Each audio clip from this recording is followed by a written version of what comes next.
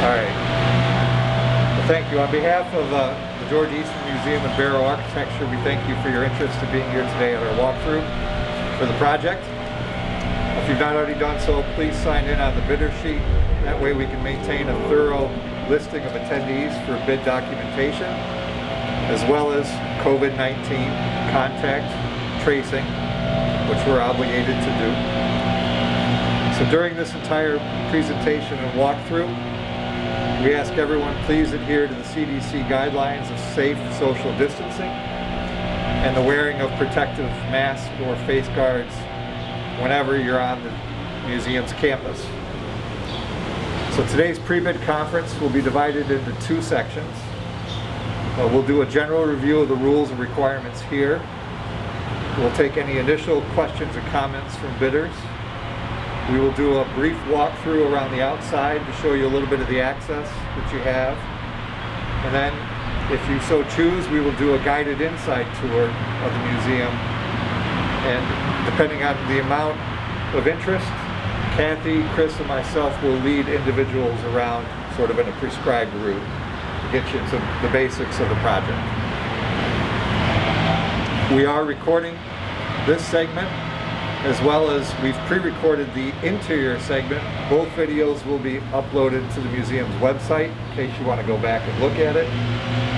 Because the museum is closed due to the COVID-19 pandemic, return trips are just not going to be possible to get inside the building and look at something up close. You're free to come to the outside and look from the perimeter, although we do have two active construction sites going on. Just be aware of that and stay away from their construction fencing and perimeters that they've set up. The museum is a phase 4 entity for reopening of New York, and so if that goes to plan, it won't be until late June at the earliest, although it's probably a softer reopening, and that the staff will come back, sort of trickle in, and it will not be open to the public probably for a little longer. We're hoping mid-July at the earliest open, because we really like the colonnade to be done so people can walk through the complex without going outside. Okay. Introductions. I'm Richard Osgood with Barrow Architecture, my colleague Chris Brandt. We've put together these documents, and Chris has the most intimate knowledge of the ins and outs of almost every window in the project.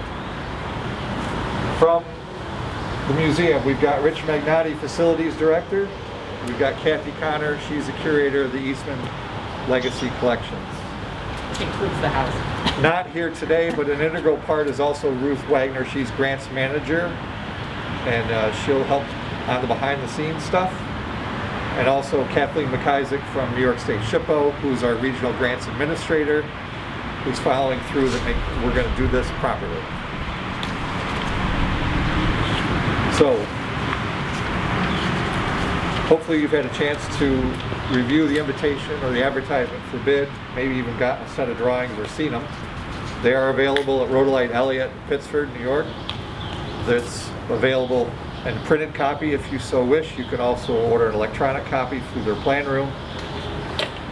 The drawings and project manual are also available at Builders Exchange and on Dodge Report's websites if you have access to those. Of course, all bidders must be properly licensed, and this project will be publicly bid and constructed under a single prime contract.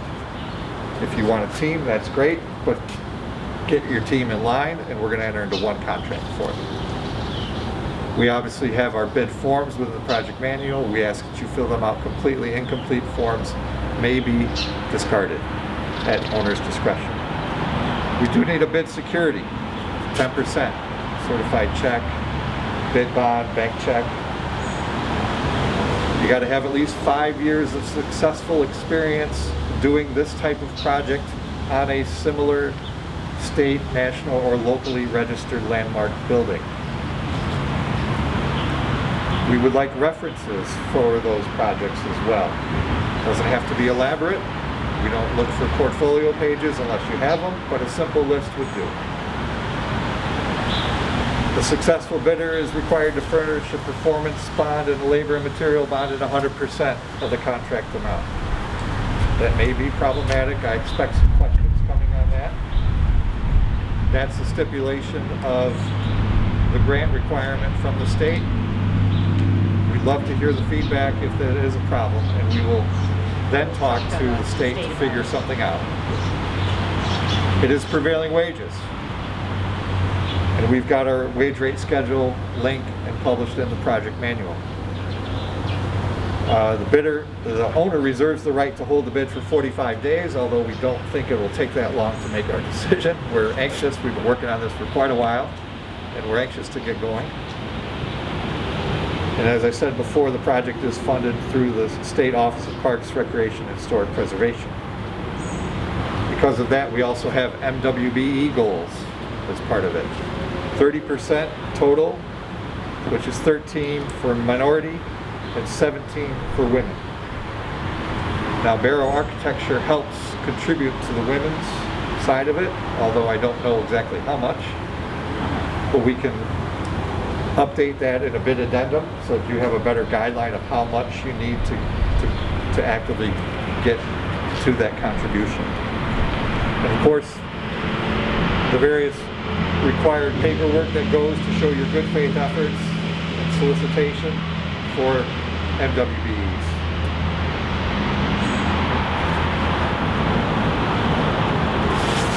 So the basics of the work and the fun part of why we're here today. The scope is 70 openings, 62 are original windows on the mansion that are to be repaired, and 8 are replacement wood windows from post Mr. Eastman's living, we believe. We have good historical documentation of what those originals were, and so we're asking for 8 to be replaced, and we're going to match what Mr. Eastman originally had on the mansion in those locations. Generally, sash gets removed from frame, glazing putty replaced, glass replaced as needed, wood repaired as needed, of course, stripped, primed, finished, painted, hardware restored or replaced in some few instances, the sash put back in. We also have 44 sets of shutters spread out across the entire building. Again, removed from the building, repair the wood as needed, stripped, primed, finished, painted, hardware repaired or replaced in kind, reinstalled. There's an alternate, since many of the windows we're talking about are from the servants' wing and the servant spaces.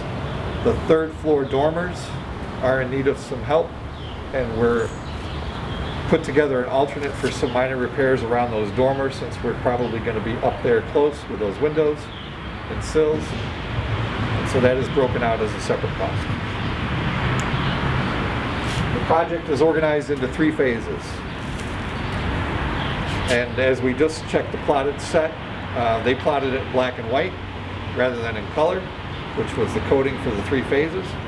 But in essence, we're doing approximately 24 windows per phase, and we've organized it in terms of the amount of distress and deterioration windows have and their placement on the building. So phase 1 windows are essentially along the East Avenue 3rd floor, turning the corner and going out overlooking the terrace garden, which we'll take a walk and see. And those phases have been established not only on deterioration, but also events that the museum has organized, but that was pre-pandemic, and so events are changing and fluid at the moment. We may rethink about our phasing for that. The museum has entered into a separate contract with Rochester Colonial for the production of storm sash units to go on these windows. It is anticipated the storm sash units will be installed as the temporary window when the main sash comes out for repair. The production of those is unknown at the moment. We're working on that issue with them. We will provide an update and further information and a bid addendum that will be issued no later than Friday, June 19th. That's a week prior to the bid date. We hope to have it sooner than that, but it will be no later than that date. Sealed bids are due at 1 o'clock on Friday, June 26th at the security desk, which is located through the Porte Cochere entrance off to the side here. Sealed envelope addressed to Rich Magnotti, and we will open those and publicly read them aloud at 1:15 same day in the Discovery Room up in the museum, and we'll escort people to that location. Everybody at the side location. Overall, the museum anticipates the completion date for the project is December 7th of 2021.